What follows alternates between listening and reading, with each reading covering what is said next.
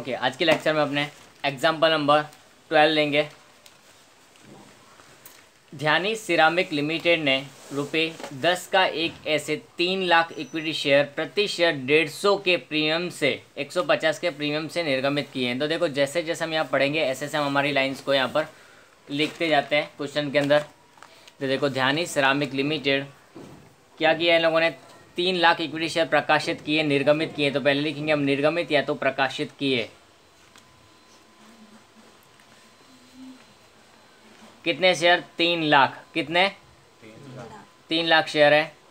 एक शेयर की कीमत कितनी है? देखो लिखा हुआ है @10 रुपये का एक ऐसे, तो 10 रुपये का, ठीक है। कितने रुपए का प्रीमियम से है? 150 प्रीमियम है, तो प्लस 150। जो प्लस करके एक्स्ट्रा अमाउंट लिखी होगी उसको हम क्या बोलते हैं?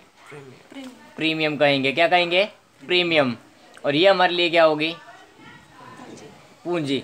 तो पूंजी अलग और प्रीमियम अलग, दोनों को हमने लिख दिया है यहाँ पर। अब आगे क्या लिखा हुआ है देखो किताब में, प्रति शेयर निम्नानुसार रकम मंगाई गई थी, आवेदन, आवंटन और अंतिम मांग।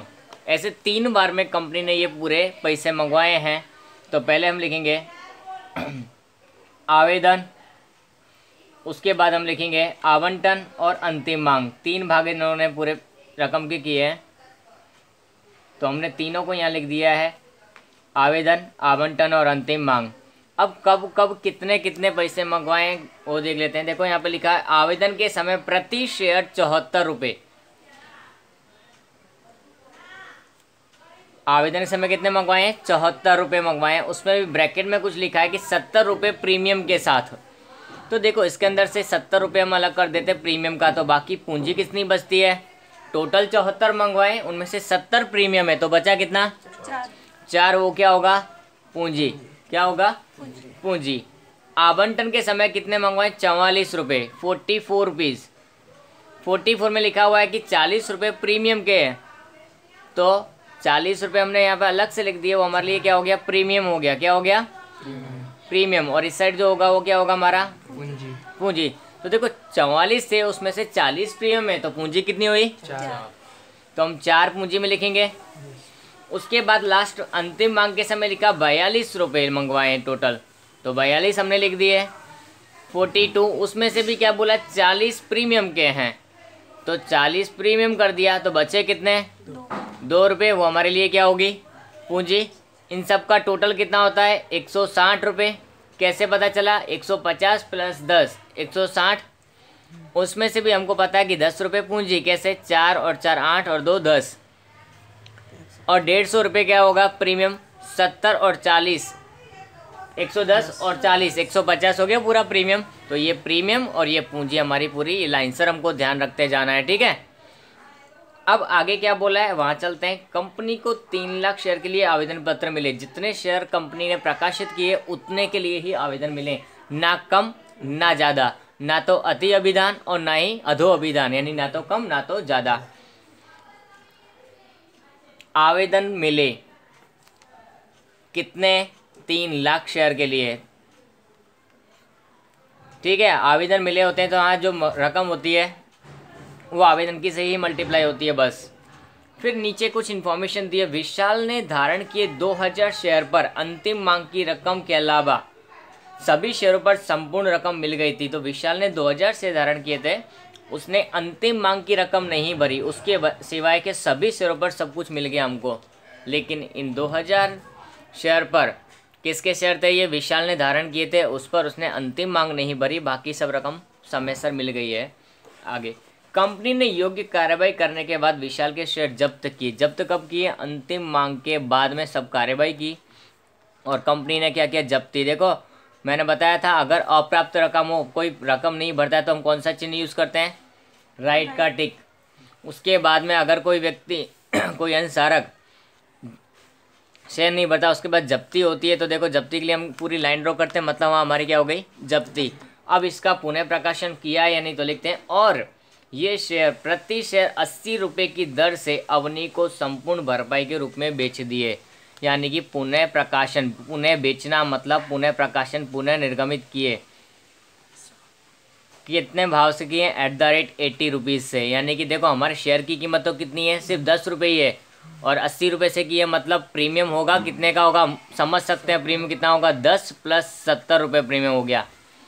हमारी पूंजी से अगर ये ज़्यादा रकम है तो उसको हम क्या बोलेंगे, प्रीमियम से प्रकाशित किए हैं ये शेयर भी। तो ये हमारा क्या हो जाएगा, इतना इन्फॉर्मेशन दिया था, उस इन्फॉर्मेशन के बेस पर हमको क्या लिखनी होती है, क्या लिखनी होती है, जर्नल एंट्रीज लिखनी होती है, यानी कि प्रविष्टि लिखनी है, रोजनामचा लिखना है। तो रोजनामचा लिखने के लिए हमको हमारे रूल्स पता ही है कि कौन कौन सी एंट्री कब कब होती है।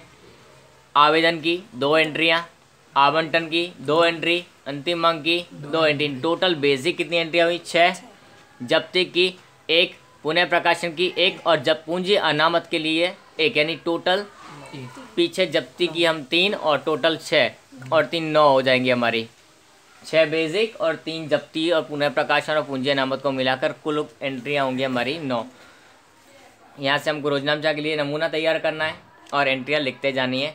पहले आवेदन की ही होंगी 2 एंट्रियाँ, तो पहले 2 आवेदन की एंट्रियाँ करते हैं। विवरण लिखना जरूरी नहीं है। फर्स्ट एंट्री, आवेदन पत्र मिले।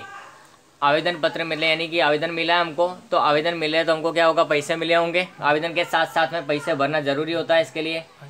तो बैंक खाता उधार, बैंक खाता उधार किसका, अंश आवेदन खाते का। अगर इक्विटी लिखा हो तो इक्विटी हमको यूज कर देना वर्ड, अंश आवेदन खाते का। अंश की जगह अगर शेयर शब्द यूज करना हो तो कर सकते हो। बैंक खाता उधार अंश आवेदन खाते का। कितने, 3 लाख शेयर हैं और आवेदन के समय कितना मंगवाया, 74 रुपये। तो देखो हम यहाँ लिखेंगे कितना, 3 लाख गुणा 74, 22,20,000, 2 करोड़ 20 लाख, 2 करोड़ 20, 2 करोड़ 22 लाख है, ठीक है, 2 करोड़ 22 लाख लिखना अपने को। 222 यानी कि 2 करोड़ 22 लाख, इतने रुपए हमको कब मिले, आवेदन के समय पर मिले। अब इन रकम को हमको कहाँ पहुँचाना है, पूंजी खाते लेके जाना है। ये हमको एंट्री में लिखना चाहे तो लिख सकते हैं, आवेदन की रकम मिली। सेकंड एंट्री हमारी क्या होती है, इस रकम को पूंजी खाते ले जाना है, तो आवेदन खाता जो हमने जमा किया तो उसको हम क्या करेंगे, उधार, अंश आवेदन खाता उधार। दूसरी एंट्री यही होती है इसके लिए, अंश पूंजी खाते का, क्या, अंश पूंजी खाते का। अगर प्रीमियम हो तो प्रतिभूति प्रीमियम खाते का भी हम लिखेंगे। देखो यहाँ पर सब में प्रीमियम, यानी प्रतिभूति प्रीमियम हर जगह पर ही आएगा। प्रतिभूति प्रीमियम, और प्रीमियम हमेशा पूंजी के साथ साथ ही चलता है, तो जहाँ पूंजी उसके तुरंत नीचे हमको क्या लिखते जाना है, प्रीमियम लिखते जाना है। ठीक है, ये रकम हमारी एंट्री इस तरह से तैयार हो गई है। रकम जो थी 2 करोड़ 22 लाख, वो की वो यहाँ रहेगी। उसके बाद में पूंजी में कितना जाएगा, देखो पूंजी कितनी है 4, तो 3 लाख गुणा 4 12 लाख। कहाँ से आया, मैं यहाँ ब्रैकेट में लिख भी रहा हूँ, 3 लाख और गुणा पूंजी कितनी है 4, तो हमने 4 लिखी, और वो कितना है 70, यानी 2 करोड़ 10 लाख। 3 लाख गुणा 70 करोगे प्रीमियम का, 3 लाख गुणा 70, प्रीमियम कितना है 70 रुपये हमारा। देखो हमको लिखा हुआ पूंजी 4 और प्रीमियम 70, तो पूंजी में 4 लिखा और 70 प्रीमियम में, तो 3 लाख गुणा 4 तो 12 लाख होता है, 3 लाख गुणा 70 तो 2 करोड़ 10 लाख होता है। अब इन दोनों का टोटल करके चेक करोगे तो इतना आ जाएगा 2 करोड़ 22 लाख। थर्ड एंट्री हमारी किसके लिए होगी, आवंटन के लिए। आवंटन के समय पर रकम मंगवानी है पहले हमको। अगर रकम मंगवानी हो तो क्या करते हैं, एंट्री में अंश आवंटन खाता उधार, क्या करेंगे, अंश आवंटन खाता उधार। ओके, किसका, अंश पूंजी खाते का। ये पूंजी का एक भाग है, इसके लिए हम इसको क्या लिखते हैं, अंश पूंजी खाते का। तीसरी एंट्री हमने जब फॉर्मेट लिखाया था तब ऐसे ही लिखवाई थी, और प्रीमियम हो साथ में तो लिखने का, नहीं हो तो नहीं। अभी है हमारे साथ में तो लिखेंगे प्रतिभूति प्रीमियम खाते का। क्या लिखेंगे, अब आगे हमको करना है यहाँ पर, तो 44 है, 3 लाख गुणा 44 से हमको यहाँ मल्टीप्लाई करना पड़ेगा। 1,32,00,000, 1,32,00,000, ठीक है। अब पूंजी में कितना आएगा? 12,00,000, क्योंकि पूंजी कितनी है देखो 4 रुपये वापस से, पूंजी 4 रुपये और प्रीमियम 40, तो पहले 12,00,000 और 1,20,00,000, वो क्या हमारा प्रीमियम। प्रीमियम कैसे? तो 3,00,000 गुणा 40, 40 से गुणा करेंगे कितना आएगा? 1,20,00,000 आएगा। तो ये आवंटन की रकम मंगवाई। अब मिली कितनी? देखो यहाँ पर कोई राइट का टिक नहीं है, मतलब सबको सब पूरी रकम मिल गई है हमको। यहाँ पर पूरी रकम मिल जाती है। तो एंट्री किस तरह से करनी होती है? चौथे नंबर की। पैसा मिलेगा तो बैंक खाता उधार, बैंक खाता उधार किस बात का? अंश आवंटन खाते का। यहाँ अभी तक हम क्या लिखते थे? अप्राप्त मांग, लेकिन वो नहीं आएगा क्योंकि यहाँ पर किसी ने पेमेंट नहीं किया, ऐसा व्यक्ति, ऐसा कोई अंशधारक नहीं है। तो यहाँ लिख देंगे बैंक खाता उधार अंश आवंटन खाते का, बैंक खाता उधार अंश आवंटन खाते का। कितना? 1,32,00,000 मंगवाया था और पूरा का पूरा 1,32,00,000 हमको मिल गया है कंपनी को। तो यहाँ हमको कोई चेंजेस करने की ज़रूरत पड़ेगी नहीं, डायरेक्टली आवंटन की रकम देखो यहाँ पर थी वो पूरी यहाँ आ गई, तो यहाँ भी कितनी आएगी?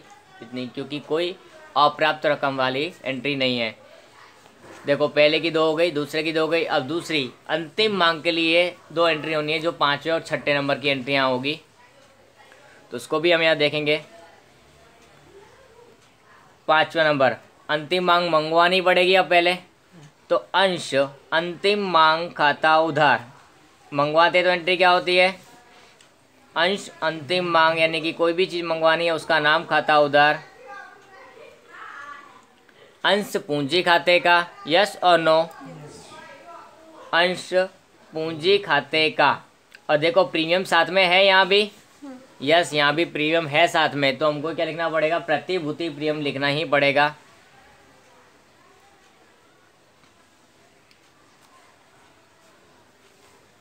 प्रतिभूति प्रीमियम खाते का, यस और नो? देखो अब यहाँ रकम कितनी आएगी? 3,00,000 गुणा 42, हाँ 3,00,000 गुणा 42 मंगवाएंगे, 1,26,00,000।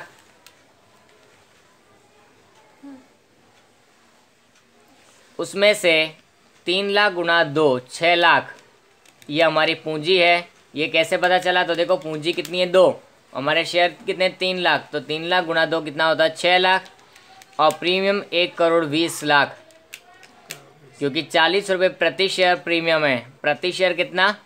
एक शेयर पर 40 रुपये, तो हमारे पास कुल शेयर कितने हैं? 3,00,000, तो उस पर कितना होगा? 1,20,00,000 हमारा प्रीमियम होगा। तो ये हो गया एंट्री। अब पैसे मिलेंगे तो एंट्री क्या होगी? बैंक खाता उधार। पैसे मिलते तो एंट्री क्या होगी? बैंक खाता उधार। और देखो अप्राप्त मांग है यहाँ पर, देखो राइट का टिक दिख रहा है, हमने इसको सिंबल नाम दिया था अप्राप्त को, राइट का टिक। इसके लिए हम क्या लिखेंगे? अप्राप्त मांग खाता उधार किसका? अंश अंतिम मांग खाते का। किसका पैसा नहीं मिला हमको? अंतिम मांग का। तो अंश अंतिम मांग खाते का।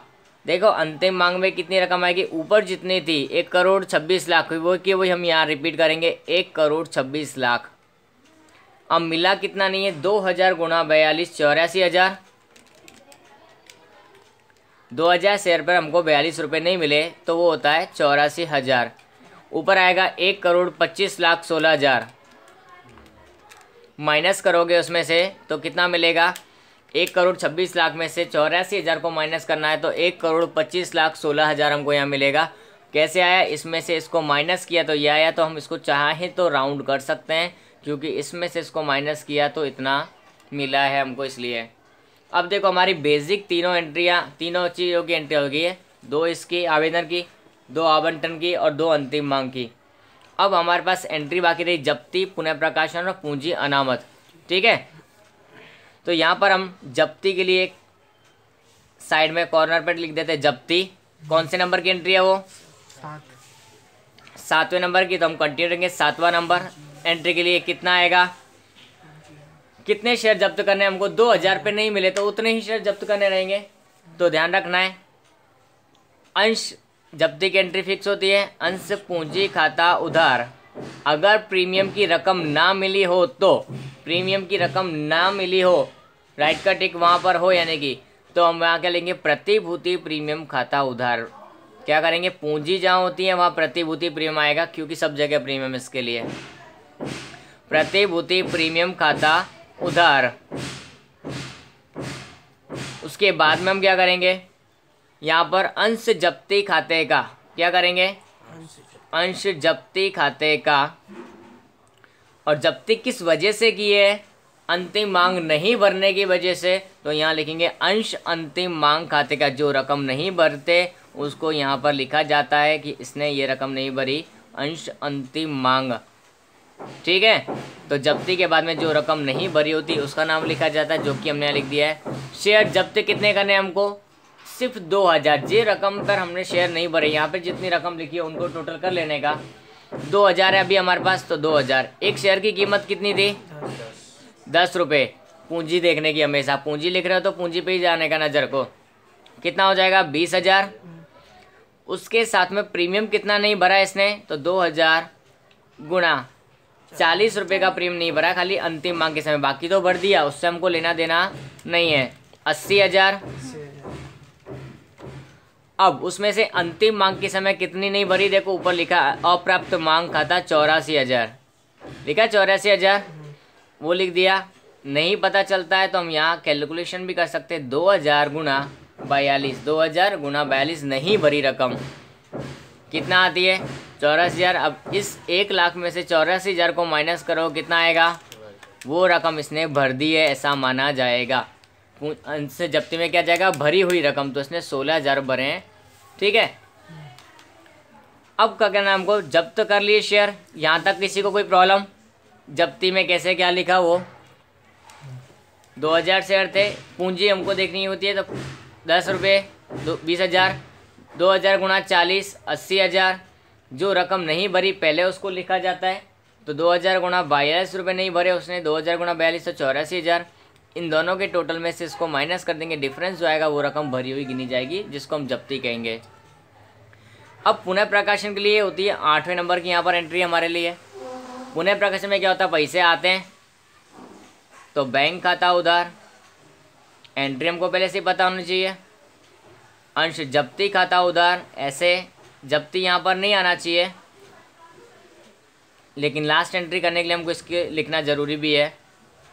अंश पूंजी खाते का, देखो पुनः प्रकाशन कैसे किया है, पुनः प्रकाशन कैसे किया, देखो 10 + 70 प्रीमियम लिखा 80 टोटल है, तो 10 + 70 हमको करना पड़ा है। नहीं, यहाँ भी हमको प्रतिभूति प्रीमियम आएगा, क्या आएगा यहाँ भी, क्यों, क्योंकि अगर शेयर की पूंजी से अधिक कीमत पर पुनः प्रकाशन किया जाता है तो प्रीमियम से प्रकाशित कहा जाता है प्रतिभूति प्रीमियम खाते का, प्रतिभूति प्रीमियम खाते का।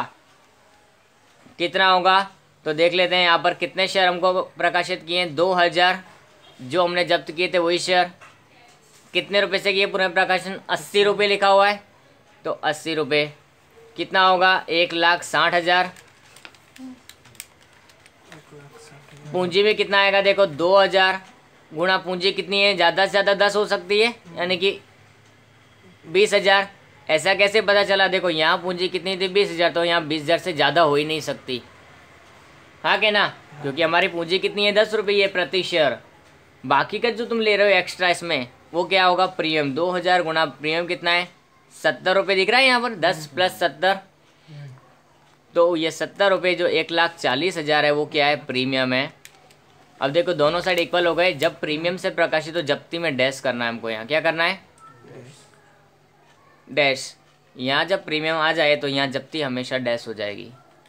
कब, जब यहाँ प्रीमियम अगर आ जाता है तो जब्ती डैश कर देनी है हमको, यहाँ पर जब्ती की रकम होती नहीं है। अब 9वें नंबर की एंट्री होती है, वो पूंजी अनामत के लिए होती है। एंट्री हमको याद होनी चाहिए, बहुत छोटी सी एंट्री है। अंश जब्ती खाता उधार, अंश जब्ती खाता उधार, वो रकम कहाँ लेके जाते हैं, पूंजी अनामत खाते ले जाते हैं। हम कहाँ ले जाते हैं, पूंजी अनामत खाते। तो जब्ती की रकम पूंजी अनामत खाते ले जाएं तब ये एंट्री होती है, पूंजी अनामत खाते का। कितनी रकम, ऊपर के राउंड वाला जब्ती में से ये वाले राउंड वाली जब्ती माइनस करते, इसलिए मैंने लिखवाया है। तो 16,000 में से डैश यानी कि कुछ भी माइनस नहीं करना है।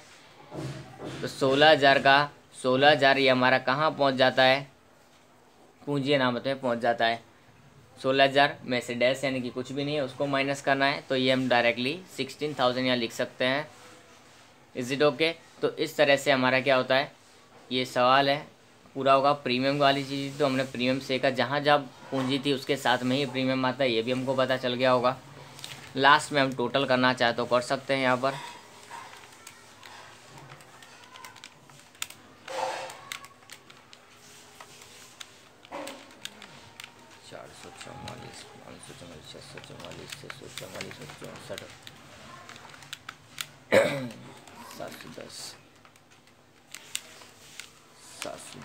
और 962 962 और 963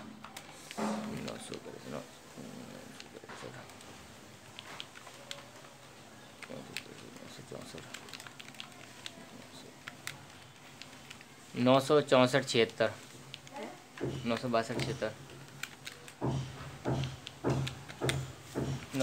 76 9,62,76,000। अप्राप्त की रकम नहीं दिखा रहा होगा इसके लिए। टोटल नहीं करोगे चलेगा, बुक में इसका अप्राप्त की रकम नहीं दिखाता तो चेंजेस हो सकते हैं। 9,62,76,000 हमारे पास हो जाएगा। ठीक है।